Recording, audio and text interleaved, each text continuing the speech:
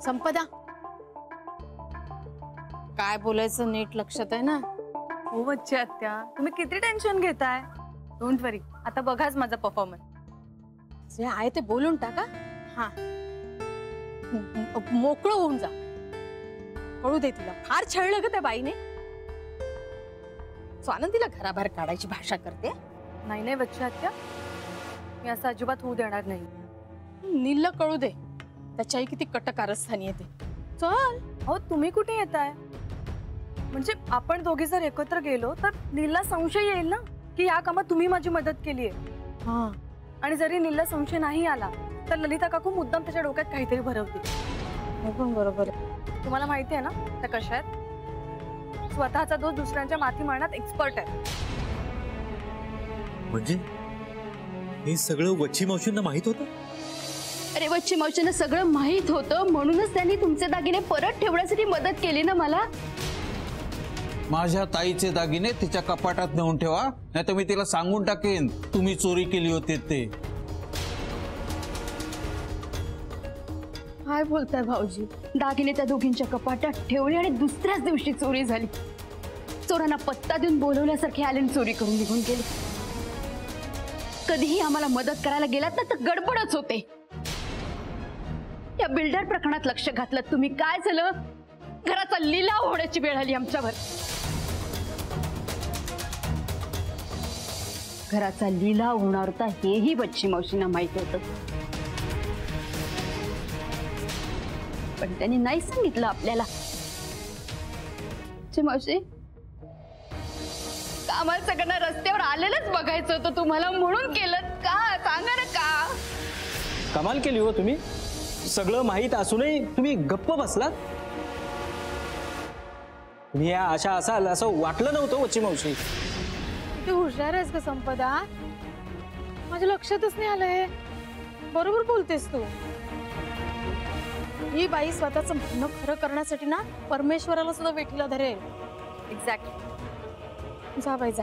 बच्ची आत्या, मला तुमचा आशीर्वाद हवा. आज पहिल्यांदा माझ्यामुळे आम्हा दोघी बहिणींचं आयुष्य बदलून जाणार. आशीर्वाद द्या. आहे ग राजा, आशीर्वाद. जा.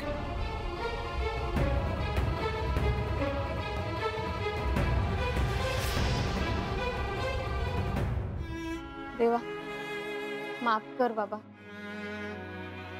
ललिता अशी वागली नसती ना तर आई मुलामध्ये फूट पाडण्याचं काम मी नसतं केलं. काय करू? स्वतःच्या मुलाच्या आयुष्यात गिरजण घालायचं काम करते ही बाई. तू फक्त एक काम कर, नीलला ना आपल्या आईचं खरं रूप सहन करण्याची शक्ती दे.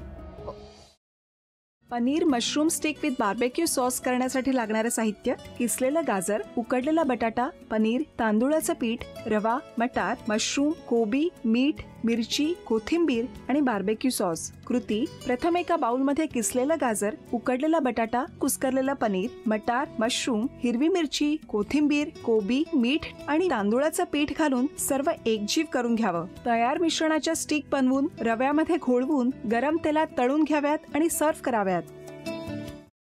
मामी, कोणता भक्त हाक मारतो आहे? ध्यानात इतके मग्न आहात. बाणाईला भेट घ्यायची आहे देवी. वाटलंच मला. ही अस्वस्थ असणं स्वाभाविकच आहे. तिच्या दृष्टीने हे सारंच गोंधळून टाकणार आहे. अशा वेळी तिला तुम्हाला किंवा मला भेटावं असं वाटणं हे स्वाभाविक आहे. नमस्ते अंकल जी. वो हमें आपसे. कशा करता आलेस तू इथे? बिकीची चारी करायला? काय समजतो काय स्वतःला तू? अरे आजारपणात माझा जीव वाचला म्हणून घरातल्या पोरी बाळींवर. अरे कुठून कुठून येता तुम्ही, नाही ते उद्योग धंदे करता इथं.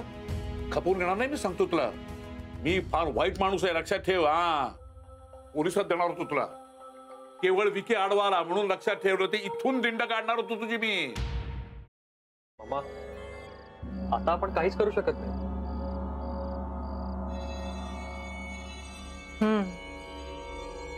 पण आर्चिस, हे असं कसं शक्य आहे? आपण तर सगळे आवाज रेकॉर्ड केले होते ना, right?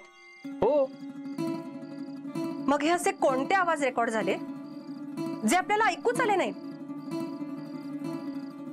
I mean, how can it be possible?